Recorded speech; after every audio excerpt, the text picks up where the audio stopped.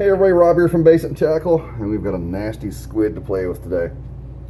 Now I don't know if the genus is pronounced either loligo or loligo, and it's a genus of this particular squid.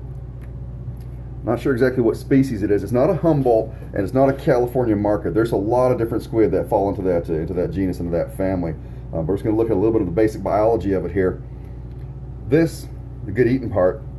And again, I don't know if it is in this species. I would think it is. Humboldt squids, larger, nastier. A lot of my customers were texting me and messaging me on Facebook telling me that they've eaten Humboldts, but they have a really nasty iodine taste to them. Again, this isn't a Humboldt. We just might eat it. We'll see. But a customer brought this in.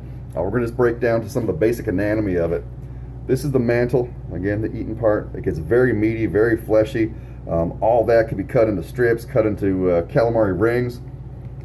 These little guys right here, these are the fins. That's kind of the steering mechanism of this thing. When you see these things in the water actually moving, they're pretty impressive. They go pretty fast. And the reason they can do that is, I gotta find it right here.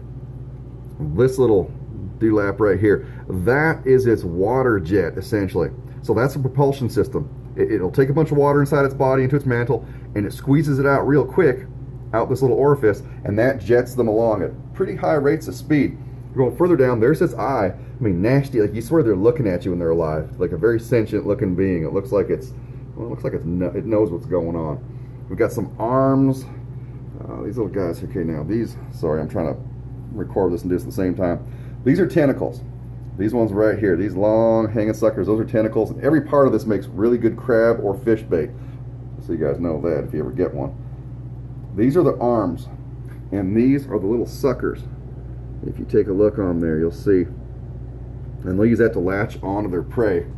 And sometimes their prey is another squid, sometimes it's another animal. It could be a small fish. And what it does is it pulls it inside its mouth. And you kind of, I'm going to get a good view here. But there is a beak in there. A really sharp beak. Can you get a look at that little black thing? It's a chitinous material, which is, you know, like a fingernail or what have you, but it's way sharper and way even tougher than a fingernail. There we go. There's a decent view of it. If that gets a hold of you, you're going to know it in a heartbeat. It looks like a parrot beak, actually, and a lot of people refer to it as that. Not much to them. They're a pretty simple being, but you know, even a simple being is pretty amazing in its complexity. So again, we've got fins, we've got mantle, we've got the water jet, we've got eyeball, we've got beak, we've got arms with suckers, and we've got tentacles. And that's just fun stuff we see here at Basin Tackle all the time, folks. You got any questions? Oh, by the way, we're selling these for halibut bait, and halibut fishing's coming up here May 11th, and we've got a lot of good dates and a lot of good quota on it this year, so hopefully we can get up there and catch some, and hopefully this guy catches one if I don't eat him first. And that's Basin Tackle, where we set you up for adventure and give you directions to get there. Stop staring at me.